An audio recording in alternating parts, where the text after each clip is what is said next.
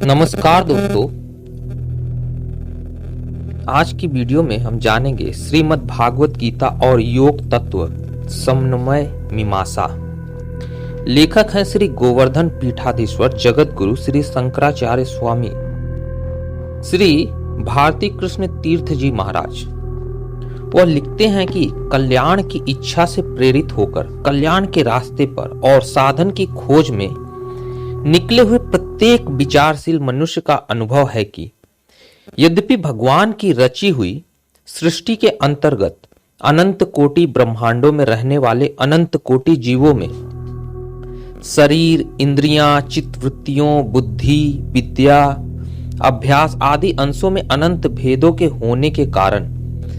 कल्याण या शाश्वत श्रेय के साधन के विचारों में अनंत कोटि मतभेद हुआ करते हैं और एक एक जीव के मन में भी एक ही दिन में असंख्य मत परिवर्तन हो जाया करते हैं। तो भी सब जीवों के विचार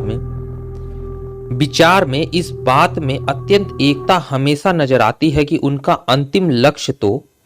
एक ही हुआ करता है। वह यह है कि हमें सब स्थानों में, सब समयों में, सब अवस्थाओं में और सब प्रकार से सुख शांति मिलती रहे और हमारी उन्नति होती रहे। किसी स्थान में, किसी अवस्था में, किसी बात में किसी प्रकार का तनिक भी दुख, अशांति या अउन्नति न होने पावे।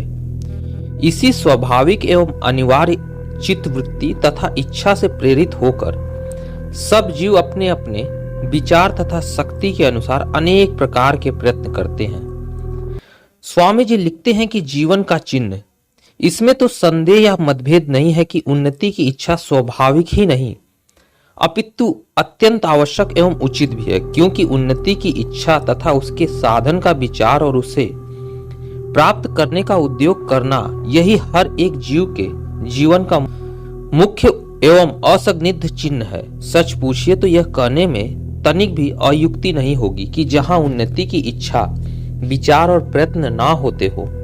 वहां या तो जान ही नहीं है अथवा जान घटते घटते मृत्यु की ओर अग्रसर हो रही है।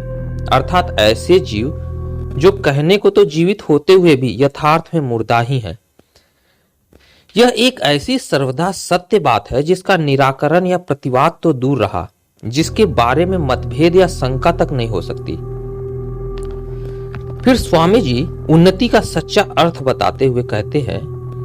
परंतु साथ ही साथ उन्नति के विचार और प्रयत्न में इसलिए कठिनाइयां होती है कि हम लोग सच्चे दिल से अपने कल्याण और उन्नति को चाहते हुए भी किसी तत्व का भली भांति विचार नहीं करते और उन्नति के यथार्थ लक्षण को न समझकर भ्रम में पड़ जाते हैं, बल्कि अपनी उन्नति की इच्छा से जो कुछ करते भी हैं उसी से अउन्नति के मार्ग पर पहुंचकर स्वयं अपने ही अपराधों के अनेक नए नए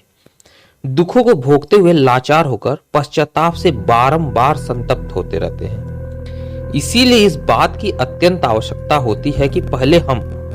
अपने असली और सच्चे लक्ष्य का पता लगाकर उसके बाद साधन या रास्ते के विचार में उतरें। लक्ष्य या साधन का क्रम क्या है? लौकिक कार्यों में भी तो यही क्रम होता है दोस्तों, कि पहले हम अपने प्राप्तव्य अर्थात गोल या डेस्टिनेशन का संकल्प या निश्चय कर लेते हैं और तब पश्चात रास्ते के बारे में विचार या जिज्ञासा करते हैं या करने लगते हैं। यदि अनेक रास्ते हों तो उसमें भी हम यह देखते हैं कि सबसे सस्ता और सबसे नजदीक रास्ता कौन सा है, सबसे पहले पहुंचाने वाला कौन सा है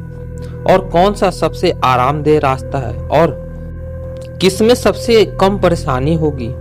इस बात का निश्चय करते हैं, किंतु बड़े खेद की बात है कि इन छोटी छोटी यात्राओं में इसी क्रम से काम करते हुए हम अपनी बुद्धिमानी, होशियारी और चालाकी पर अत्यंत प्रसन्न होते हुए भी अपने जीवन रूपी इस बड़ी सांसारिक यात्रा के विषय में,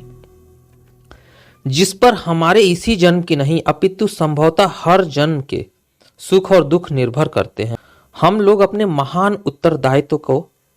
तनिक भी नहीं ख्याल करते हैं। उसके प्रति इतनी विचार शून्यता दिखाते हैं कि हम इस प्रारंभिक बात को तो भी सोचते भी नहीं कि हमारी इस जीवन रूपी लंबी यात्रा का लक्ष्य क्या है। स्वामी जी लिखते हैं कि उपहास की बात है, यात्रा तो शुरू हो चुकी है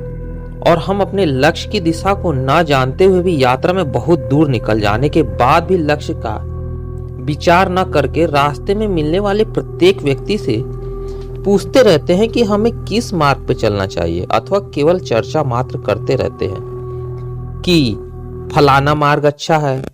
फलाना नहीं अच्छा, इत्यादि इत्यादि। इससे बढ़कर अथवा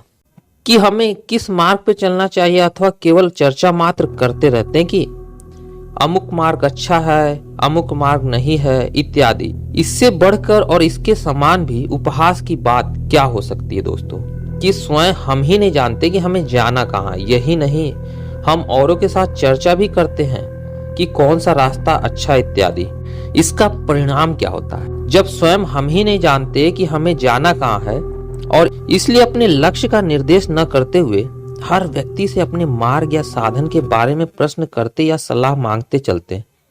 तब इसका यही परिणाम स्वाभाविक है कि उचित एवं अनिवार्य भी है कि जिससे सलाह मांगी जाती है वो हमारे भीतर के लक्ष्य को न जानते हुए और कदाचित अपने अंदर के लक्ष्य का भी विचार न करते हुए उसी क्षण उसके मन में जो मार्ग अच्छा हितकर लगेगा उसी को बता देगा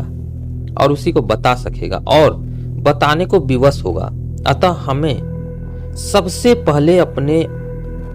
असली और सच्चे लक्ष्य का पता लगाना होगा। लक्ष्य का निश्चय हो जाने के बाद साधन का विचार अपने आप उपस्थित होगा। इसीलिए इस लेख के आरंभ में इसी बात का उपोद्घात रूप से विचार किया जाता है कि मनुष्य जाति का असली लक्ष्य क्या है। दोस्तों, वीडियो काफी लंबी हो जाएगी, इसलिए इस वीडियो का अगला भाग हम अगले वीडियो में जानेंगे। उम्मीद है वीडियो पसंद आई हो तो लाइक और सब्सक्राइब जरूर कीजिएगा। मिलते हैं अगली वीडियो में, तब तक के लिए धन्यवाद।